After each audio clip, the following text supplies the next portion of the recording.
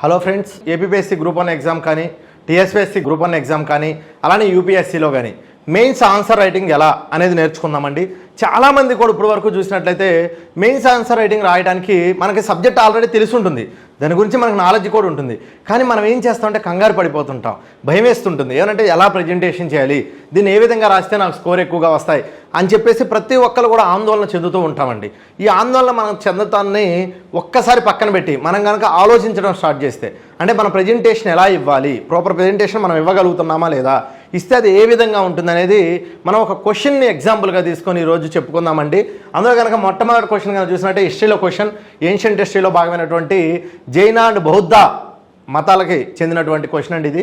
ఈ క్వశ్చన్ కనుక చూసినట్లయితే 6th సెంచరీ 6వ శతాబ్దం బీసీలో భారతదేశంలోని బౌద్ధ మతం అండ్ జైన మతం రెండూ కూడా పరిమిడ వెళ్ళటానికి లేదా ఆవిర్భవించడానికి దాని యొక్క వ్యాప్తికి దారి తీసినటువంటి అంశాలను పేర్కొనండి అని క్వశ్చన్ ఇవ్వడం జరిగింది సార్. సో అంటే ఏంటి, ఆ 6th సెంచరీ బీసీలో వచ్చినటువంటి బౌద్ధ మతం కానీ జైన మతం కానీ భారతదేశంలో ఆవిర్భవించడానికి గల కారణాలు ఏంటి, ఆ కారణాలతో పాటు దాని యొక్క వ్యాప్తికి కారణమైనటువంటి అంశాలను పేర్కోమని చెప్పి క్వశ్చన్ అడిగాడు. అంటే మనల్ని అడిగిన క్వశ్చన్ ఏంటి అంటే మనకి వచ్చినటువంటి సంధించిన ప్రశ్న ఏంటి అనేది మనకు ఒక క్లారిటీ రావాలి ఫస్ట్. అంటే ఎప్పుడు కూడా ప్రశ్నలోనే ఆన్సర్ ఉంటుందండి, అంటే ఎప్పుడు ప్రశ్నలోనే జవాబు ఉంటుంది. అందుకని చెప్పి అంటే దీని యొక్క పరిచయం ఏ విధంగా ఉండాలి, అంటే ఇంట్రడక్షన్ పార్ట్ ఎలా ఉండాలి, కంటెంట్ పార్ట్ ఎలా ఉండాలి, అలానే the next body of the content తర్వాత కంక్లూజన్ పార్ట్ ఎలా ఉండాలి, ఈ మూడు మనం ఈరోజు నేర్చుకుందాం సార్. ఇందులో కన్నా first one introduction part or పరిచయం. అంటే పరిచయం ఏ విధంగా చేస్తాం, ఏం చేయాలి మరి ఈ క్వశ్చన్ కంటే ఫస్ట్ అసలు బౌద్ధ మతం అండ్ జైన మతం ఆవిర్భవించాల్సిన టైం ఏంది, ఆ టైంలో ఏం జరిగింది ఏంటి అనేదే మనం ఇవ్వాల్సినటువంటి introduction part. Come to the point of the 16th century BC. 16th century బీసీలో ప్రపంచవ్యాప్తంగా ఏం జరిగింది, అదే టైంలో భారతదేశం ఏం జరిగింది, ఇది మనం పరిచయంగా ఎంచుకుందాం. ఫస్ట్ పరిచయంలో కనుక చూసినట్లయితే ప్రపంచవ్యాప్తంగా కనుక మనం చూసినట్లయితే మొట్టమొదటిసారిగా ఉన్నటువంటి ఇరాన్లో ఆ రోజు ఇరాన్లో ఏం జరుగుతూ వచ్చింది, చైనాలో ఏం జరుగుతూ వచ్చింది, అలానే జపాన్లో ఏం జరుగుతూ వచ్చింది. అక్కడ ఎక్కువగా కూడా మీరు చూసినట్లయితే ఐవీషీటం ఇండస్ వ్యాలీ సివిలైజేషన్ భారతదేశం అయితే బాబిలియన్ సివిలైజేషన్, ఎల్లో సివిలైజేషన్ ఇలా చెప్తూ ఉంటాం, మెసపటోనియో ఇలా అనమాట. అలానే ఇక్కడ కూడా మనం చూసినట్లయితే మొట్టమొదటిసారిగా కనుక చైనాలో కనుక చూసినట్లయితే మావోయిజం అండ్ కన్ఫ్యూజియన్స్ అనేది వచ్చింది అదే టైంలో జపాన్లో కనుక చూస్తే సింటోయిజం అనేది స్టార్ట్ అయిందండి. అదే టైంలో భారతదేశంలో 62 వైదిక అని ఎందుకు పిలుస్తున్నారంటే మనం వైదిక మతానికి వ్యతిరేకంగా అవైదిక మతాలు 62 మతాలు పుట్టుకుంటూ వచ్చాయి. ఎందుకు పుట్టుకుంటూ వచ్చాయి సార్ ఈ మతాలు ఆ టైంలో కనుక మనం చూస్తే ఇంట్రడక్షన్ పార్ట్ ఇలానే రావాలి సార్ మనకి.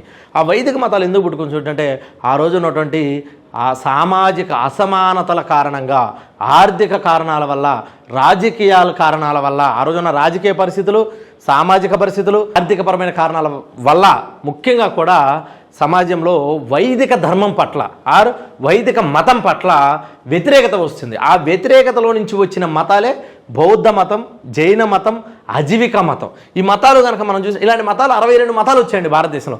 కానీ ఈ 3 మతాలు ఎక్కువగా కూడా పరిమిడిల్లాయి. ఈ 3 మతాల్లో కూడా ముఖ్యంగా బౌద్ధిజం అండ్ జైనిజం మతాలు ఎక్కువగా కూడా పరిమిడడం జరిగింది.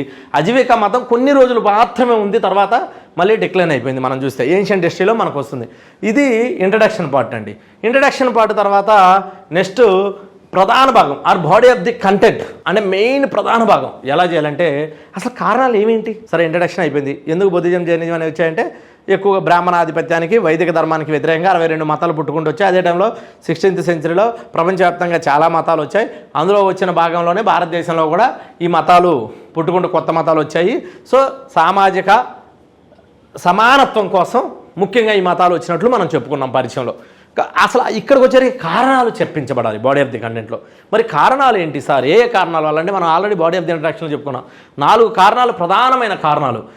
మొట్టమొదటిది సామాజిక కారణాలు, రెండోది ఆర్థికపరమైనటువంటి కారణాలు, 3వ పాయింట్ వచ్చేసి మన యొక్క మతపరమైనటువంటి కారణాలు, 4వ కారణం వచ్చేసి రాజకీయపరమైనటువంటి కారణాలు. ఆ రోజుల్లో ఉన్నటువంటి సామాజిక, ఆర్థిక, మతపరమైన, రాజకీయ కారణాల గురించి ఇప్పుడు మనం తెలుసుకుందాం. మొట్టమొదటి పాయింట్ కనుక చూసినట్లయితే మనం చెప్పినట్లు సామాజిక కారణాలు. ఆ టైంలో సామాజిక కారణాలు ఏముండేవి సార్ చూడండి సార్. అప్పుడు ఆ టైంలో వైదిక ధర్మం ఆర్ వేదిక కల్చర్లో ఏముంది, వర్ణ సిస్టమ్ ఇస్ దేర్. మనం ముఖ్యంగా వర్ణ సిస్టమ్ కనుక చూసుకున్నట్లయితే ప్రధానంగా 4 ఉంటాయి. వర్ణ సిస్టమ్ ఏమని చెప్పింది? సొసైటీని ఆ సమాజాన్ని 4 భాగాలుగా విభజించింది. ఏమేంటి అంటే 4 భాగాలుగా ప్రజలు ఉన్నారు అంటే బ్రాహ్మణ, క్షత్రియ, వైశ్య, శూద్ర. ఇందులో పాయింట్ నెంబర్ 1, ఫస్ట్ వన్ ఇది వచ్చేసి బ్రాహ్మణాధిపత్యం విపరీతంగా ఉండిపోయింది. ఈ బ్రాహ్మణాధిపత్యం ఏం చేసిందంటే ద్విజ వివేకజులుగా సమాజాన్ని విడదీసింది. శూద్రులని ఎవరైతే చెప్పబడ్డారో వాళ్ళని శూద్రుల్ని ఏకజులుగా చేసింది. అంటే ఇది వాళ్ళని అంటరాని వాళ్ళగా చూడటం స్టార్ట్ చేసింది. అందులో ముఖ్యంగా శూద్రులు అండ్ మహిళలు వీళ్ళిద్దరూ కూడా వేద విద్యకి అనర్హులుగా ప్రకటించేసింది. ఆ యజ్ఞాగాదులకి అనర్హులుగా ప్రకటించేసింది. మోక్ష మార్గానికి అనర్హులుగా ప్రకటించేసింది. ఎప్పుడైతే ఈ లింగ అసమానత భేదాలు వచ్చాయో సామాజికంగా అంటే సొసైటీలో, అప్పుడు ముఖ్యంగా కూడా ఈ యొక్క సామాజిక కారణాల్లో బౌద్ధిజం అండ్ జైనిజం ఈ రెండింటికి సమానత్వాన్ని కల్పిస్తూ వచ్చింది. అంటే బౌద్ధ మతంలో ఏముంది? మీరు చూసినట్టయితే అసమానతలు లేవు. ఆడవాళ్ళు కూడా బౌద్ధ బుక్స్ చదవచ్చు, బుద్ధిజాన్ని ఫాలో అవ్వచ్చు, జైనిజాన్ని ఫాలో అవుతూ అందులో మోక్ష మార్గాన్ని పొందొచ్చు అని చెప్పి బుద్ధ మతం అండ్ జైన మతం రెండూ కూడా చెప్పాయి. ఎప్పుడైతే ఈ రెండూ కూడా చెప్పాయో ఎక్కువగా కూడా ప్రజలు దానికి అట్రాక్షన్ అవ్వడం మొదలుపెట్టారు. ఓకే, అంటే ఆ 2 మతాల వైపు మళ్ళటం, అంటే ఆ 2 మతాలను ఎక్కువగా కూడా అనుకరించడం స్టార్ట్ చేశారు. అవి 2 ఎప్పుడైతే అనుకరించడం స్టార్ట్ చేశారో ఆ 2 మతాల యొక్క వ్యాప్తి పెరుగుతూ వచ్చింది. ఇది సామాజిక కారణాల్లో మనం ముఖ్యంగా రాసుకోవాలి. Come to the point of the ఆర్థిక కారణాలు. మరి ఆర్థికపరమైన కారణాలు ఏమైనాయి సార్? ఆ రోజు ఆనాటి కాలంలో మనం ఆర్థికపరమైన కారణాలు కనుక చూసినట్లయితే మనకేమేమి ఉన్నాయి సార్ అంటే 4 ప్రధానమైన కారణాలు ఉన్నాయి. ఆ రోజు కూడా ఆర్థికపరమైన దాంట్లో కూడా మళ్ళీ 4 పాయింట్లు చెప్పుకోవచ్చు. ఏమేంటి సార్ అంటే మీరు చూసినట్టయితే రెండోది ఏంటి మీకు చెప్పిన దాంట్లో బ్రాహ్మణాధిపత్యం, క్షత్రియ, వైశ్య అని చెప్పాం. మూడోది ఆ వైశ్య కమ్యూనిటీ ఏంటి సార్? ఏంటి ఈ వైశ్య యొక్క దాని కనుక వర్ణ సిస్టమ్ చూస్తే వాళ్ళు వ్యాపారానికి, వాణిజ్యాన్ని ఎక్కువగా కూడా ఫాలో అయ్యారు. వీళ్ళు ఏం చేశారంటే వాణిజ్యానికి వెన్నెముక లాంటిది ఏంటి? వడ్డీ వ్యాపారం. సో ఈ వడ్డీ వ్యాపారం అనేది అసలు చెయ్యకూడదు, ధర్మ విరుద్ధము అని చెప్పి వైదిక గ్రంథాలు మెన్షన్ చేయడం జరిగింది. ఎప్పుడైతే అవి జరిగిందో వ్యవసాయానికి కావాల్సినటువంటి వ్యాపారం చేయకుండా, సో ఎప్పుడైతే ప్రజలు అండ్ అలానే వైశ్యులు వీళ్ళిద్దరూ కూడా శూద్రుల వైశ్యులు, అలానే మహిళలు అధిక భాగం వీళ్ళు ముగ్గురు కూడా ఈ యొక్క వేదిక మతానికి లేదా వైదిక మతానికి దూరం అవుతూ వచ్చారు. అలానే బుద్ధ మతానికి జైనిజానికి దగ్గరికి జరగటం జరిగింది. అలానే మీరు చూస్తే ఈ వైశ్యులు ఇంకోటి ఉందండి ఆర్థికపరమైన కారణాల్లో. ఇంకొక కారణం ఏంటంటే ఆవు ఏంటి అంటే యజ్ఞాగాదుల కోసం జంతు బలి ఎక్కువగా ఉండేది ఆ టైంలో. ఎప్పుడైతే ఈ జంతువులు వ్యవసాయానికి వెన్నెముక లాంటివి, మరి ఈ జంతువులను ఎక్కడెక్కడైతే బలిస్తున్నారో అదే బుద్ధిజం అండ్ జైనిజం మతాల్లో కనుక చూస్తే జంతు బలి నిషేధం. ఎప్పుడైతే ఇక్కడ జంతు బలి నిషేధం జరిగిందో వాళ్ళు కంపల్సరీగా కూడా ప్రజలందరూ కూడా అటువైపు అట్రాక్షన్ అవ్వడం జరిగింది. లేదు ఆ మతాన్ని అనుకరించడం అనేది ముఖ్యంగా జరిగిన కారణాల్లో అదొక కారణం. అలానే వైశ్యులు ఎప్పుడైతే వ్యాపారానికి వడ్డీ వ్యాపారం నిషేధం అన్నారో ఇక్కడికి వచ్చేవారికి వడ్డీ వ్యాపారం చేసుకోవచ్చు అని చెప్పారో అందుకని చెప్పి వైశ్య అనే వాళ్ళు కూడా మొత్తం కూడా వైశ్యులు కూడా దీనికి వ్యతిరేకంగా బౌద్ధిజ అండ్ జైనిజ మతాన్ని ఫాలో అవడం జరిగింది. ఇది రెండో కారణం. మనం కనుక చూస్తే ఇప్పుడు సామాజిక కారణం అయిపోయింది, ఆర్థికపరమైన కారణం అయిపోయింది. మూడోది come to the point of the మతపరమైనటువంటి కారణాలు. మతపరంగా ఏమున్నాయి సార్ కారణాలు అంటే మనం మతపరమైన కారణాలు ఏం జరిగినాయి ఆ రోజుల్లో? శూద్రుల్ని గుళ్ళోకి రానివ్వలేదు, శూద్రులు వచ్చేసి యజ్ఞయాదులకి అనర్హులుగా ప్రకటించడం జరిపోయింది. ఏదైతే వైదిక కర్మలు ఫాలో అయ్యేవాళ్ళు అంటే ఇది షోడశ విధానాలు ఫాలో అయ్యేవాళ్ళు అంటే షోడశ కర్మలు అంటారు, వాళ్ళకి మాత్రమే మోక్ష ప్రాప్తి వస్తుంది అని చెప్పారు. అంటే 16 కర్మలు పూజ చేయాలి, వాళ్ళకి మాత్రమే మీకు మోక్షం వస్తుంది, మిగతా వాళ్ళు మోక్షానికి అనర్హులుగా వైదిక ధర్మం చెప్పడం జరిగింది. అలానే ఆడవాళ్ళు కూడా అనర్హులుగా వైదిక మతం ప్రకటించడం జరిగింది. కానీ ఇక్కడికి వచ్చేవరకు ఏంది షోడశ కర్మలు కానీ అలానే వైదిక కర్మలు కానీ వీటన్నిటి లేకపోయినప్పటికీ కూడా మీరు మోక్షం పొందవచ్చు అని చెప్పేసి బుద్ధిజం అండ్ జైనిజం కూడా ఎక్స్ప్లెయిన్ చేయడం జరిగింది. అలానే మీరు వైదిక ధర్మం యొక్క పుస్తకాలు 6 గ్రంథాలు మతపరమైన గ్రంథాలు కనుక మనం చూసినట్లయితే ఈ మతపరమైన గ్రంథాలన్నీ కూడా ఎందులో రాయబడ్డాయి సార్? రాజభాష అయినటువంటి సంస్కృతంలో రాయబడ్డాయి, ప్రజల భాషలో లేవండి. అదే కనుక చూసినట్లయితే మత గ్రంథాలు బుద్ధిజం అండ్ జైనిజం లాంటి పుస్తకాలు కనుక మనం చూసినట్టే వాళ్ళ యొక్క పుస్తకాలు 6 గ్రంథాలు మతపరమైన గ్రంథాలు చూస్తే బుద్ధిజం వచ్చేసి పాలీ భాషలో రాయబడింది, అలానే జైనిజం వచ్చేసి ప్రాకృత భాషలో రాయబడింది. ఆనాటి కాలంలో పాలీ అండ్ ప్రాకృత భాషలు రెండు కూడా ప్రజల భాషలు అనమాట. ఇవి మతపరమైన కారణాలు. అంటే ఎప్పుడైతే యజ్ఞయాగాదులు చేయకూడదు, అలానే ఆడవాళ్ళు ఇందులో పార్టిసిపేషన్ చేయకూడదు, మోక్షానికి అనర్హులు అని చెప్పేసి మతపరమైనటువంటి ఆక్షలు షోడశ మహాకర్మలు చేసిన వాళ్ళకి మాత్రమే మోక్ష ప్రాప్తి ఉంటుంది, మిగతా వాళ్ళకి మోక్ష ప్రాప్తి ఉండదని చెప్పి ఎప్పుడైతే వైదిక ధర్మం చెప్పిందో వైదిక ధర్మం నుంచి ప్రజలందరూ కూడా వ్యతిరేకంగా మళ్ళటం జరిగింది ఈ టైంలో. మనం తెలుసుకోవాలి అది ముఖ్యంగా కూడా ఆ టైంలో. ఓకే, తర్వాత చివరిది రాజకీయపరమైనటువంటి కారణాలు. సార్ మరి రాజకీయ పరంగా ఎటువంటి కారణాలు ఉన్నాయి ఇందులో? ఎస్, రాజకీయ పరంగా కూడా కారణాలు ఉన్నాయి. అవి ఏంటో కూడా తెలిసే ముందు ఒక చిన్న పాయింట్ అండి, గుర్తుంచుకోండి. అసలు బుద్ధుడు వర్తమాన మహావీరుడు ఎవరు? వీళ్ళిద్దరూ కూడా రాజకుమారులు, రాజుల యొక్క క్షత్రియ కమ్యూనిటీ వచ్చిన వాళ్ళు. అంటే సమాజంలో అప్పటికి ఉంది 4 సిస్టమ్స్. బ్రాహ్మణ, క్షత్రియ, వైశ్య, శూద్ర. శూద్ర ఆల్రెడీ ఏకజులుగా చేసి వ్యతిరేకులు అయిపోయారు. వైశ్య ఆల్రెడీ వ్యాపార దెబ్బతిని వాళ్ళు కూడా వ్యతిరేకంగా తయారైపోయారు. ఆ మహిళలు వ్యతిరేకంగానే ఉన్నారు హిందూ ధర్మానికి ఆర్ వైదిక ధర్మానికి. బట్ ఇంకా 4వది ఉన్నటువంటిది ఏంటి, 3.3 వాళ్ళు క్షత్రియులు. ఈ క్షత్రియులు కనుక వచ్చినట్లయితే ఆ టైంలో గణతంత్ర రాజ్యాలు ఉన్నాయి. 16 మహాజనపదాస్ అంటారు, 16 మహాజనపదాస్. అదే టైంలో 16th BC టైంలో పరిణమిలతో జరిగినాయి. ఈ 16 మహాజనపదాస్ మొత్తం కూడా వైదిక ధర్మానికి వ్యతిరేకంగానే ఆవిర్భవించినాయండి.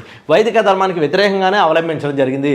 అందులో మనం కనుక చూసినట్లయితే మగధ డైనస్టీ, మగధ సామ్రాజ్యాన్ని కనుక చూసినట్లయితే హర్యాంక డైనస్టీ చెందినటువంటి బింబుసార, అజాతశత్రు, వీళ్ళందరూ కనుక మనం చూసినట్లయితే వాళ్ళు ముఖ్యంగా కూడా బింబుసార, అజాతశత్రువులు బుద్ధిజాన్ని, జైనవిజాన్ని ఎంతో ఆవిర్భావానికి కృషి చేశారు. అంటే ఆవిర్భావానికి మీన్స్ అది డెవలప్ అవ్వడానికి, అభివృద్ధి చెందడానికి కృషి చేసిన వ్యక్తుల్లో ప్రథమంగా మనం చెప్పుకోవచ్చు. అజీవికా కమ్యూనిటీ, అజీవికా సెట్ని కూడా మీకు బింబసార బతికిస్తాడు మీకు ఇక్కడ చూసినట్లయితే. ఎందుకంటే వీళ్ళు వైదిక ధర్మానికి వ్యతిరేకంగా ఈ యొక్క బౌద్ధిజాన్ని, జైనిజాన్ని అభివృద్ధిని వాళ్ళు కోరుకున్నారు. అంటే రాజకీయపరమైనటువంటి కారణాలు ముఖ్యమైన కారణం. అలానే వీళ్ళు రాకుమారులు అయి ఉండటం, అలానే ప్రజలకి దగ్గరగా ఉండటం. ఎందుకంటే ఈ గణతంత్ర రాజ్యాలు 16 కూడా ప్రజల్లో నుంచి వచ్చిన రాజ్యాలండి. అందువల్ల వీళ్ళు వైదిక ధర్మానికి వ్యతిరేకంగా కూడా పడిమిలుతూ వచ్చింది. అంటే ఇది మొత్తం కూడా బాడీ ఆఫ్ ది కంటెంట్లో ఇలా ఉండాలి. అంటే ఈ పాయింట్లు మనం ముఖ్యంగా రాయాలి. అంటే పరిచయం ఎప్పుడు కూడా ఎలా ఉండాలి, ఏదైతే క్వశ్చన్ అడిగారో దాని యొక్క ఇంట్రడక్షన్ ఉండాలి. అంటే బ్రీఫ్ ఇంట్రడక్షన్, అంటే ఆ క్వశ్చన్ యొక్క ఏమేమి ఉంది, ఆ రోజు ఏం జరిగింది అనేది మనం రాయాలి. అదే కంటెంట్ పాయింట్లో వచ్చేసరికి కారణాలు రాయాలి. ఇంట్రడక్షన్ పార్ట్ తర్వాత దాని యొక్క రీజన్స్, కారణాలనే మనం బాడీ ఆఫ్ ది కంటెంట్లో అమర్చుకోవాలి. తర్వాత ముగింపు ఏ విధంగా ఉండాలి సార్ అంటే బాడీ ఆఫ్ ది కంటెంట్కి రిలవెంట్గా మనకి ముగింపు ఉండాలి. అంటే ఎలా ఉండాలి, ఇక్కడ చూసినట్టయితే పైన ఏ విధంగా అయితే మనం అన్నీ పేర్కొన్నామో రకరకాల కారణాల వల్ల ఆర్థికపరమైన, సామాజికపరమైనటువంటి, అలానే మతపరమైనటువంటి, రాజకీయపరమైనటువంటి కారణాల వల్ల ప్రజల్లో ఉండాల్సినటువంటి వైదిక ధర్మం రాజులకు మాత్రమే పరిణమిల్లింది. అలానే బుద్ధిజం, జైనిజం లాంటి ప్రజల్లో నుంచి పుట్టుకొని వచ్చి ఈ యొక్క వైదిక ధర్మాన్ని రూపుమాపే విధంగా పరిణమిల్లి ఒక గొప్ప వ్యాప్తికి పరిణమిల్లాయి. భారతదేశం మొత్తం కూడా జైనిజం, బుద్ధిజము పరిణమిల్లే విధంగా జరిగింది అని చెప్పేసి మనం ఒక పాజిటివ్ కంక్లూజన్ అనేది ఇచ్చుకోవాలండి. ఇలా ఎప్పుడైతే మనం చేసుకుంటూ వెళ్తామో, అంటే ఈ ఒక్క క్వశ్చనే కదండి, ఇలా ప్రతి క్వశ్చన్కి కూడా మనం ఒక ఫార్మేట్ని అమర్చుకోవాలి. ఆ ఫార్మేట్ని మనం ఫాలో అవుతున్నట్లయితే తప్పకుండా మనకు మంచి మార్కులు వచ్చే అవకాశం ఉంది. You are the very good score. ఎప్పుడైతే ఆ మంచి స్కోర్ వస్తుందో మనం మంచి ర్యాంకర్స్గా నిలబడే అవకాశం ఉంది sir. Thank you for all.